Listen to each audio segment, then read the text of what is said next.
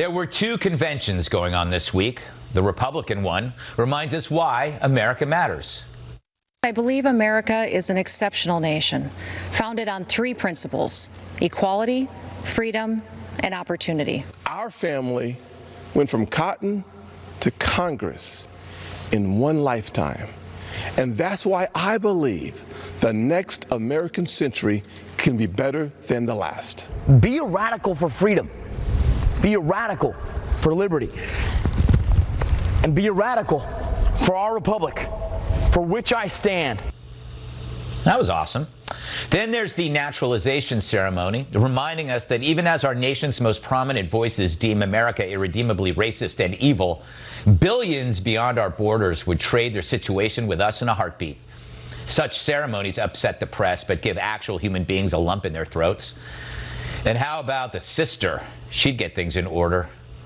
In 1978, as a medical school student at Georgetown University, I joined the Army to help pay for my tuition and ended up devoting 29 years to the military, serving as a doctor and a surgeon in places like Afghanistan and Egypt's Sinai Peninsula. Wow, that brings back memories of Sister Maya at St. Gregory's in San Mateo, and chills.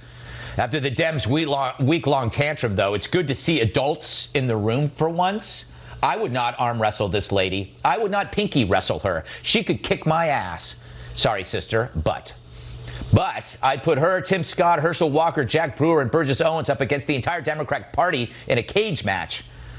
And what about this guy? It blows my mind how quickly some of the leadership in this country has forgotten the critical role first responders play in our society. Come on, America. Defunding these vital positions is not the answer. He could crack me like a walnut. What is it with these people? It's like they're grown-ups on super pills. These are not people you would dare to mob. It's quite a contrast to the other convention, the one on the streets, featuring mobs, arsonists, vandals, looters, and shooters, or as CNN calls it, fiery, mostly peaceful protest. Multiple locations that have been burning in Kenosha, Wisconsin over the course of the night. In stark contrast to what we saw over the course of the daytime hours in Kenosha and into the early evening, which were largely peaceful demonstrations in the face of law enforcement. It wasn't until night fell that things began to get a little bit more contentious. A little bit more contentious. Here lies the problem. For months now, the media and Democrat leaders have been denying what we see with our own eyes. Our country's under attack. They use phrases like mostly peaceful or sporadic violence to downplay this chaotic and even orchestrated violence. And when you counter such opinions with facts about crime, they laugh like clowns. Democratic cities are in chaos right now. Is this what you want from Joe Biden? And they're going to take your country away, and they're taking down the statues. And crime is rising as they defund police. Oh, my gosh, it's so bad. And they're defunding police. It's like... That did not age well.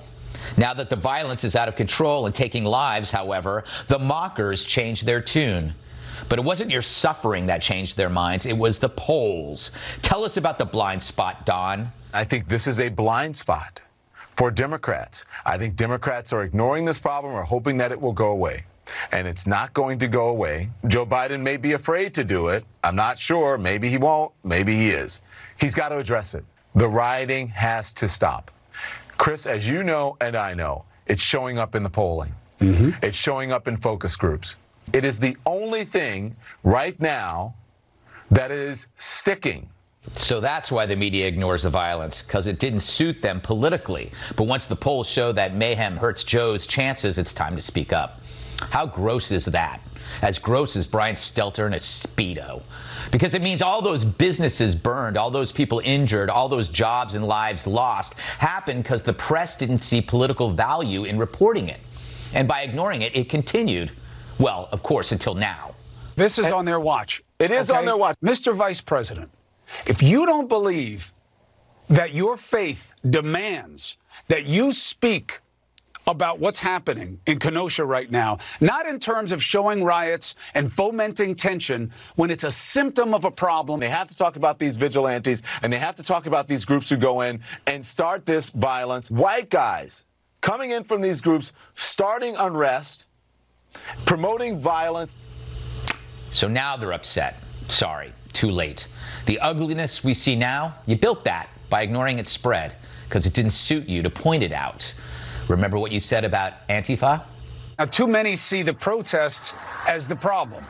No, the problem is what forced your fellow citizens to take to the streets. Persistent and poisonous inequities and injustice.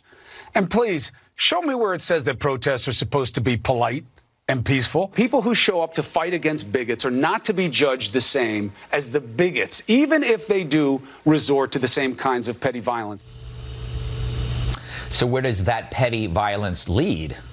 Let's hear from a widow. As I slept, looters were ransacking the shop.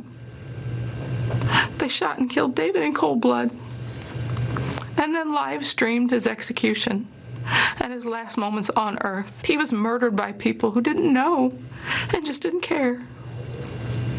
He would have done anything to help them. Violence and destruction are not legitimate forms of protest. Ann Dorn told the story the media chose to ignore because it wasn't beneficial to them. The demonization of law enforcement, the elevation of anarchy as protest has led to what was predicted here some time ago. The mayhem begets mayhem. Here's Rand Paul and his wife barely escaping the mob after Trump's speech. Move back! You move the back!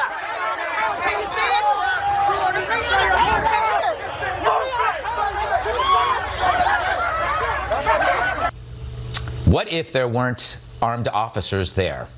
So the mob proves everything said at the convention. Right, Burgess? Mobs torch our cities while popular members of Congress promote the same socialism that my father fought against in World War II.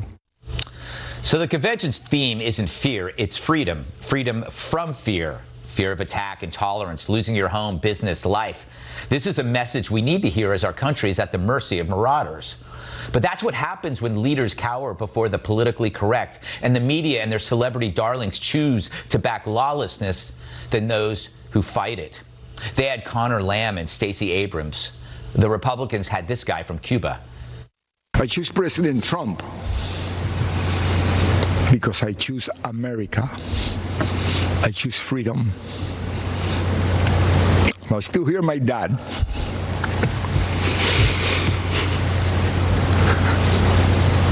There is no other place to go. If you want to know who the enemy is, why not hear from a guy who's seen the enemy before? And today he's recognizing that face of dictatorship again. It's on the street, it's on TV, and a few are in Congress pulling Biden's strings. I'm sure there were plenty of Cubans in the 1950s who didn't see Castro coming. And then when he came, it was like, wow, how could this happen to us? Well, the fact is, it can happen to us. It is happening to us because your concerns mean nothing to the media or the Dems until it shows up in the polls or at their doorstep. Period. Let's welcome tonight's guest. He's so sharp that rock, paper, scissors is now called rock, paper, Trey Gowdy. His great new book is called Doesn't Hurt to Ask. Fox News contributor and host of the Trey Gowdy podcast, Trey Gowdy. Well, he's so patriotic, the Liberty Bell once took a field trip to see him. Fox and Friends weekend co-host, the very ugly Pete Hegseth. She's quick with a quip and won't take no lip. Host of Sincerely Cat on Fox Nation, Cat Timpf. And he's got more muscles than the Great Barrier Reef. My massive sidekick and host of Nuff Said on Fox Nation, Tyrus. All right, what a lineup. All right, Trey Gowdy, your book is about persuasion. So I want to ask you, how persuasive was this week, this convention to, let's say, undecided folks? I think they did a great job. I think Tim Scott's story appeals to everyone. I mean, there is a need, Greg, obviously, to acknowledge the base. You want the base to be energized, but the groups that we were struggling with, I mean, you can't listen to Nikki Haley, you can't listen to Tim Scott, and you can't watch the clemency of a man who deserved a second chance of life and got one. I didn't see the angry Donald Trump that the Democrats portrayed. Yeah. Neither did I. You know, we're going to talk about Donald Trump in the next block. Pete, isn't it interesting how preferable non-politicians are to listen to? That's what I knew. Big time. Yeah. I mean, that's big time. Yeah. You want to hear their story. And time after time, you heard stories that this is directly how the president's policies that he promised he would deliver improved my life and my family, or would have prevented Kayla Mueller's parents, who they say our daughter would be alive because they would have taken ISIS seriously and actually brought her back. They spent 4 days shredding the leftist straw man. The left creates the straw man that we're a systemically racist nation where cops are running around intentionally trying to find black men to shoot, and climate change is going to kill us all in 10 years, so we need to socialize every part of our economy. And bit by bit, they broke it down and exposed America versus anarchy. And then all the speakers and all the attendees were poignantly harassed by the mob when they left the event. To put a perfect exclamation point on precisely what the president is talking about, I don't think they could have orchestrated it better. And it was the powerful stories of individuals that I think did it best. Kat, you almost leapt out of your seat like a cat when I was talking about the non-political people. I bet you want to comment on that. I do. First, I want to say I learned something very important yesterday, thanks to the RNC. Dana White is actually a dude. I'd always heard the name, and I'm like, oh, one of those lady wrestlers. But he's actually like a very meaty, manly dude. So that was great, learn that. But yeah, I agree totally. Because whenever I'm hearing anyone speak who is trying to win an election, doesn't matter what party, you always have in your mind, like, okay, yeah, they are trying to win something, my vote, with their words, right? It's kind of like, you trust him about as much as a guy when you're on a date and it's like you're 4 drinks in and he's like, come home with me. I think you'd love my cat. I'll introduce you to my cat. But again, you mentioned some of those people, but the one that I thought was the real standout was Alice Johnson. Definitely. I watched it about 5 times and I was in tears because it transcended politics, especially because she was saying there are thousands more out there just like me. I have written and spoken and volunteered criminal justice issues for years, and I was like, I'm not doing enough. What more can I do? It really, truly moved me. And just to compare that with the voiceover calling Kamala last week a fighter for ending mass incarceration, here's someone who's out here actually doing that. And the only reason she's out here at all is because President Trump freed her. I thought it was so powerful. It transcended politics. It motivated me, and I think a lot of people felt the way that I did. Just such a truly powerful, amazing moment. All right, Tyrus. So maybe I am biased because I have such an antipathy towards left-wing whiners, but I felt like I was looking at adults, especially when Kat brings up Dana White. Like when you're listening to Dana White, you see Herschel Walker, you see Jack Brewer, which is the best name ever invented, Jack Brewer. I felt like I was around people I want to hang out with in a bar, and I know we'll never get in a bar fight. Well, you would find a way. I don't doubt you would find a way to start it and then say, Tyrus, I'll be in the bathroom. Let me know when it's over. That's true. And then that's exactly what happened. Before I start real quick tonight, Greg, I have to just give my condolences to the Armstrong family. Bullet Barb Armstrong, he passed away this week, and wrestling legend, hero of mine, so I'm sad to see him go. But, yeah, you used the term the adult in the room. Herschel Walker is literally the nicest, no-nonsense person you're ever going to meet in your life. He doesn't change expressions much, and I honestly don't think he has to. And he's talks softly, but his words are always strong. And I think the RNC did exactly what they should have done. The DNC went with dramatization and celebrities and scenarios and, coming attractions of the world's going to end and they're going to save it. And basically it's, the United States is the new Star Wars and the Empire, President Trump and the Empire. And the RNC said, well, we're just going to be adults and here's our plan. They're sorry. There's no CGIF. There's no fancy. There's no music videos. We're just going to have straight talk and see what you guys think of it. So the Republican Party was the Republican Party. I expect no less. I didn't expect, although there was fireworks, but it was at the end. Yes. It was at the end. We're going to talk about that. Not during. We're going to talk about that in the next segment because we're not done. We got to talk about Trump's speech and the fireworks.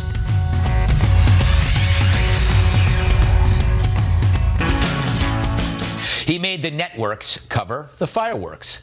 So what's Trump's plan for the next 4 years besides tweeting endorsements of my next great book? First, a simple question.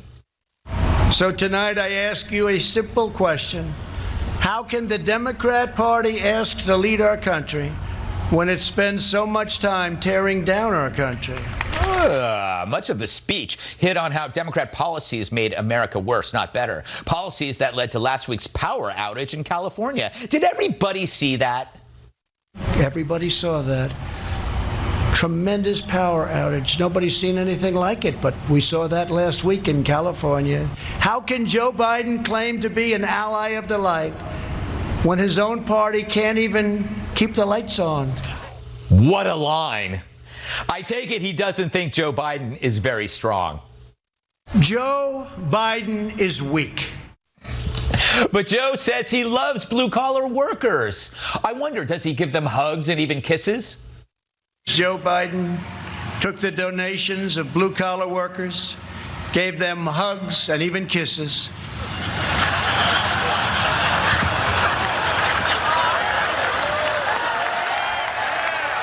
Okay, let's change topics. How about the moon? What are we doing with the moon? America will land the first woman on the moon, and the United States will be the first nation to plant its beautiful flag on Mars. Wow, first woman on the moon. Who's he got in mind? Just don't tell anybody I told you this, especially don't tell Joe Biden. I don't think that there should be any debates. Because she thinks Trump would belittle the process. Sounds like she's worried in building the case to cancel. But Joe says he will debate. Although he's got to wonder why the hell couldn't he get fireworks that spelled out his name, too?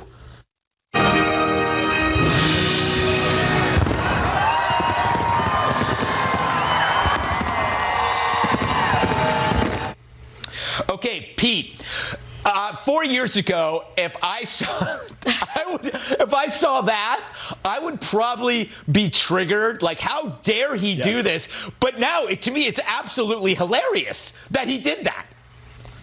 The only thing better would have been a military parade with tanks, which I'm still waiting for, okay, and needs to happen. Of course, they're epically triggered by the scene of the first family and Ivanka giving the speech beforehand, and then the fireworks with his name, and it's already at the White House, and they're not supposed to politicize that, and then they do an about face and look at the Washington Monument as Trump said. I think that was a giant na-na-na-boo-boo, we're here, you're not. And after you watch this production over the last 4 days, you're going to be waiting 4 more years. And when I turned the channel to other networks, their minds were exploding. Yeah. And it's a giant Trump trolling effort at them, and they can't contain it. And not a single viewer cared about any of that. They watched his words, they watched the speech, they watched the presentation, and they liked it. Trey, do you think the speech was too long, as a lot of people were saying? Should it have been tighter? What did you make of it? Look, you only get one chance to do it. I mean, at my age, did I think it was too long? Yes, because I had to get up early this morning. But I stayed up because he's a showman, but he also has a unique way of communicating. And what I was captured by is, yes, I'm discussing my record. That's what's obvious. But the best pieces of evidence also have subliminal purposes. What was subliminal in that was the media has never treated me fairly, and I've been under investigation for 4 years. Imagine what I could do with just a halfway fair media and without the Mueller and the impeachment investigations. Imagine what our country could do. That was the message I got. So, Tyrus, you can choose your topic, but do you have any opinion on Pelosi trying to provide cover for Joe to get out of the debate? Yeah, again, listen, I've been investigative reporting on crafty old white men for a little over 4 years now, I believe. Yes. And I'm still out fact-finding because these guys are clever. All my sources won't let me ever name them because for fear of backlash. Yes. But here's the thing. This is why Trump does it better than the other side, or honestly, than any other politician in history. Because of his wrestling background, he knows how to build a card. And when I say building a card, you start off slow, you give him a little bit. Then you have the sun come in, put the heat on everybody. You get 3 or 4 speakers, just talk trash, get everybody fired up, right? Yeah. Then you're ready for a little hope spot. The wife comes in and makes everything pretty, everyone happy, and and then everybody's kind of like comes back from grabbing a snack, and now is the main event. Trump's going to speak. He fires up, throws some punches. 1, 2, 3, boom, fireworks. Everybody goes home happy, fired up, ready to vote. That's how you do an event. That's WWE 101, baby. The other side, they just did a bunch of flips all night. We didn't know what was going on. There was singing, dancing, blaming, world's ending, cows being deported. We didn't know what was going on. Yes. You know what happened. And at the end, boom, Trump. What was on everybody's mind? Whether you hated him or you weren't sure about him or you loved him, you were like, boom, Trump 2020. Yes. That was on their mind because that's how you do the damn show. Yeah. The only fireworks... You're welcome, America. Yeah. You're welcome. Kat, the only fireworks that were perhaps brighter than that were the stuff coming out of the CNN anchors' heads when they saw that. Yeah, I mean, I gotta say, I didn't like the speech because of the length, but that's not an insult against Trump. It is an insult against myself. It made me feel really bad because, like Trey said, it was too long for me. But I look up there and I'm like, this man is 74 years old. He's had such a busy week, and he can get up there in a full suit and he's talking like for 70 minutes straight. It truly blows my mind that he has this kind of energy and ability, and just comparing that with the other candidate is absolutely, truly insane, because he's been on TV all week, okay? I was like, I did a 20-minute beginner workout on the Peloton. I got to go to bed. It's a school night. Yep. So I truly, it was just astounding to watch. And then, boom, fireworks. It was a show, for sure. Yeah, but it did make me feel inadequate, so I didn't like that about that. I also fell asleep before it started. I tried to stay up, but I just couldn't. And then I woke up in the middle of it. That was the wine. That was the wine. It was the wine. That is true. All right. Speaking of wine, what does Joe Biden do now besides a nap?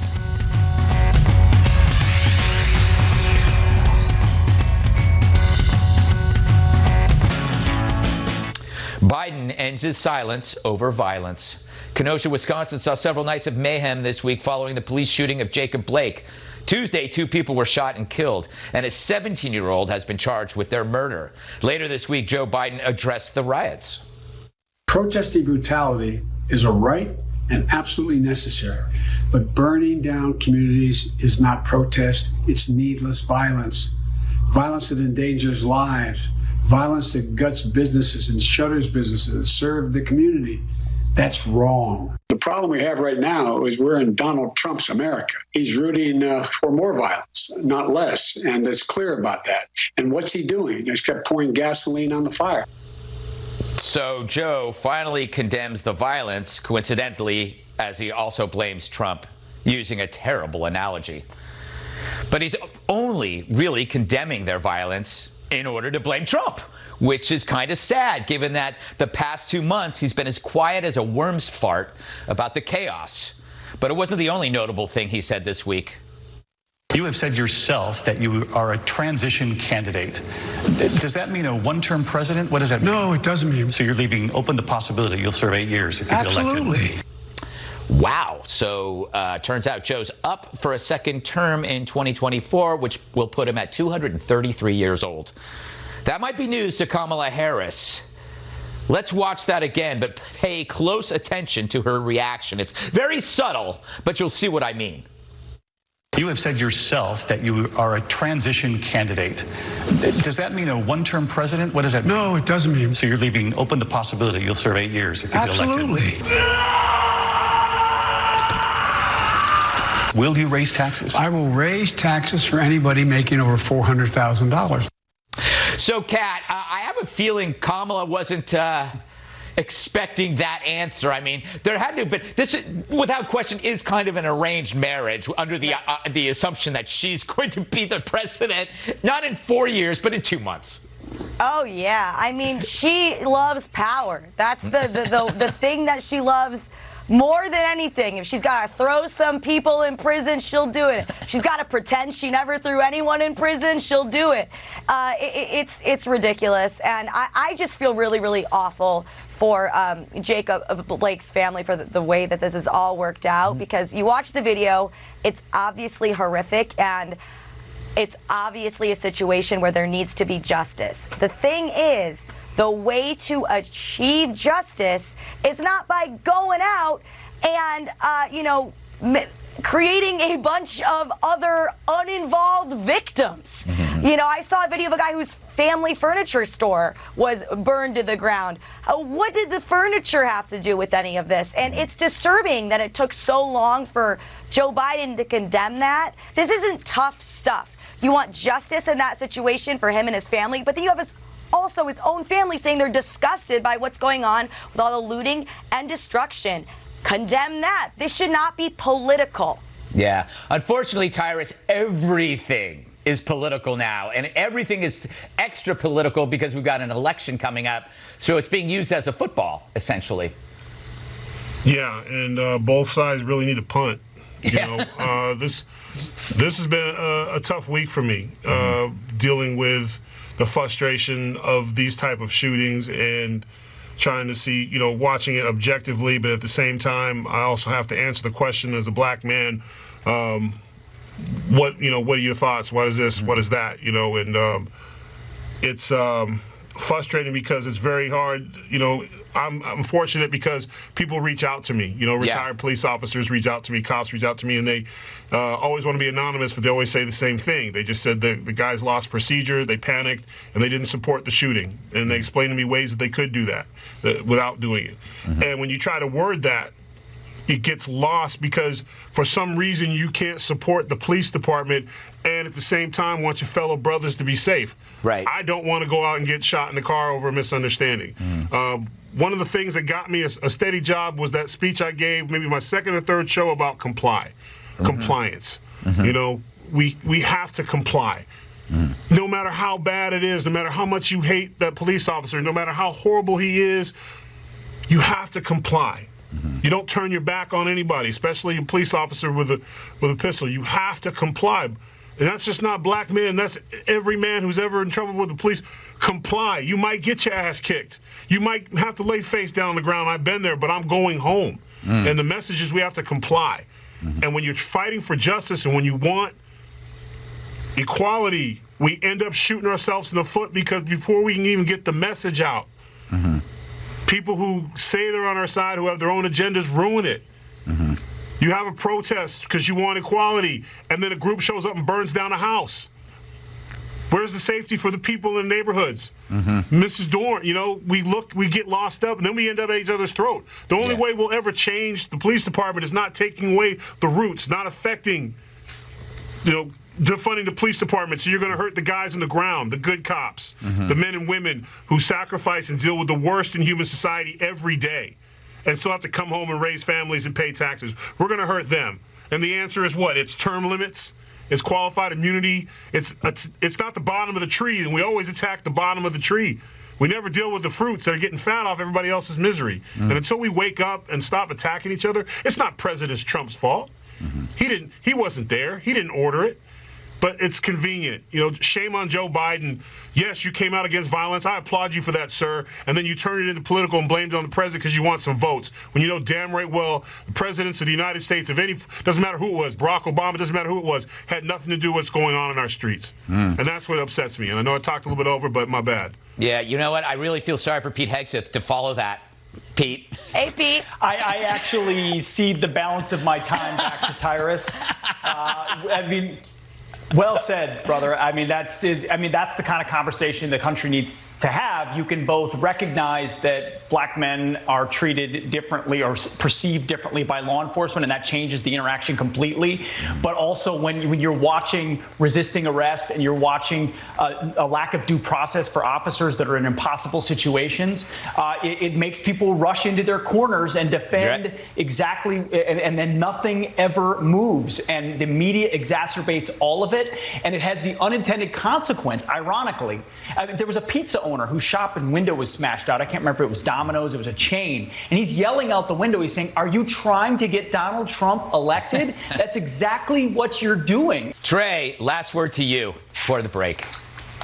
Well, Jacob Blake's mom asked for three things: asked for unity, prayers for her son, and answers. And as a former prosecutor, she is entitled to answers, and then for the justice system to work its will in a fair, impartial way. But speaking of answers, Greg, I mean, Joe Biden needs to be asked more than simply, is murder your breaking point? Yes. You talk about systemic racism. The most systemically racist thing I encountered in 20 years was the 100-to-1 ratio crack cocaine to powder. Yes. That's the most systemically racist thing. What did he do about it? And by the way, did Alice Johnson seek clemency under your administration? Why did it take Donald Trump? If it was an injustice, and it was, for her to receive that prison sentence, why didn't you grant her clemency?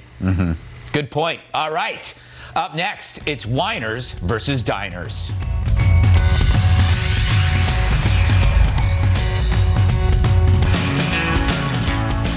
Would you resist or raise your fist? Earlier this week, Black Lives Matter protesters in D.C. were filmed harassing diners and demanding they raise their fists in solidarity with the movement. Take a look.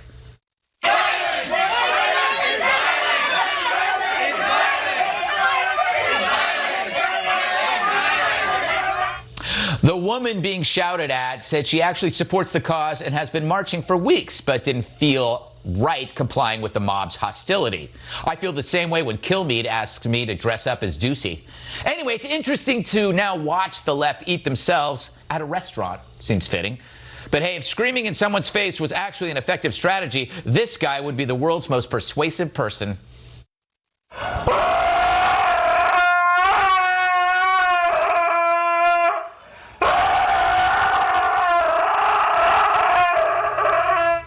That is amazing. All right, Tyrus, I always have to, remember whenever I see stuff like this, I go, I wonder what would Tyrus do? But no one would ever do this to you at a restaurant, I imagine. I remember one time, I think we were all having dinner together after the show, and somebody went over to say something, and I just looked at him and said, "You got something to say?" And he just said, "Nope, good show." Kept walking. So here's the thing.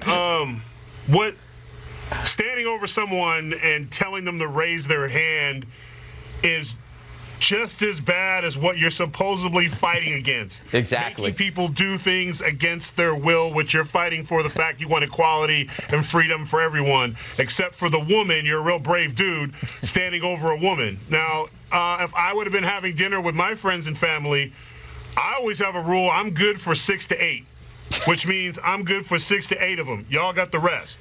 And I also guarantee I don't promote violence. Tyrus and Tim on our podcast, we always say this. Kat, back me up. Although we never promote violence. Do not condone. If you're going to be violent, make an example of the first one. Okay. I would have hit dude so hard in his chest that the people next to him would have felt it, and they all would have backed up. And I'm like, does anyone else want to raise hands? And they would have moved on. All right, Trey. Your book, as I said, is about persuasion. This is like the least persuasive technique I've ever seen. That's exactly what I was thinking, is how non-persuasive. What is persuasive is when the right calls out malfactors, malactors on our side, and the left does the same. That is persuasive. I was not born with big muscles. I used rhetorical skills. I was asked yesterday, will you say Black Lives Matter? I said, I'll say it, but I spent 20 years proving it in a courtroom. And I wish you'd been there to help me 20 years ago when we were trying to assign value to a black homicide victim's life, and you didn't see anything the night of the shooting. So you want to say it or you want to prove it? Such a good point, because they were going they were going after Rand Paul over Breonna, and he was Kat, you know the story. Yeah, that was his thing. Justice for Breonna Taylor and the no-knock warrants. Kamala Harris, nowhere to be found on that one, but they're going to go after him. Look, I agree. This is such another example that I agree so wholeheartedly that it is wrong to be silent in the face of injustice, that it's important for white people to speak out against racism. I also think it's important to, eat food right? Which is what this lady was doing. I'm not shocked to hear that she's also an anti-racism activist, because it's possible to be an activist and also sometimes eat food, and also to be less inclined to mix the two when the way, as we've all mentioned, someone's trying to get you to do that is screaming in your face randomly out of nowhere. But that is so obvious that I truly think the motivation of this mob was really not to help anybody. You know, Pete, what I noticed about it is that it's a blackmail situation. If you comply, we won't film you. But if you don't comply, we will film you, and it will go viral, and then you will be targeted. It's like emotional extortion, with a video camera. It's like, you will do it. And by the way, I should just cede my balance of time back to Tyrus again because of his answer on that. This is the theme of the show today. But Antifa's name is anti-fascist, yet they can't see the very fascist tactics they use on a daily basis. And it's because they think that who Donald Trump is and being a patriotic American is so evil, because everything is evil about America, that anything is justified. And that's what comes to. And the irony that this lady, she's not wearing a MAGA hat. She's like, hey, I've been with you. I've been with you on the streets. Like, I think we should do something about it. But I won't rate. When your supporters won't even do it, then you know you've crossed the Rubicon. Yeah. She wanted to eat some food. All right. Just want an appetizer. Yes. Just an appetizer. Yes. All right, up next, Trey Gowdy says, it never hurts to ask. I will challenge that theory by asking him questions that will make him want to punch me in the face.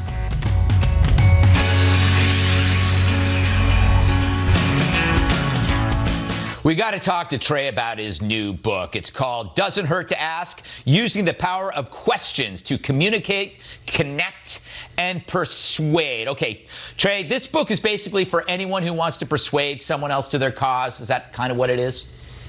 Yeah, Greg, I mean, it's to be heard, to effectively communicate, and then in particular how to use questions to do it. I mean, you ask questions for a living, but sometimes folks struggle with understanding questions can also be persuasive.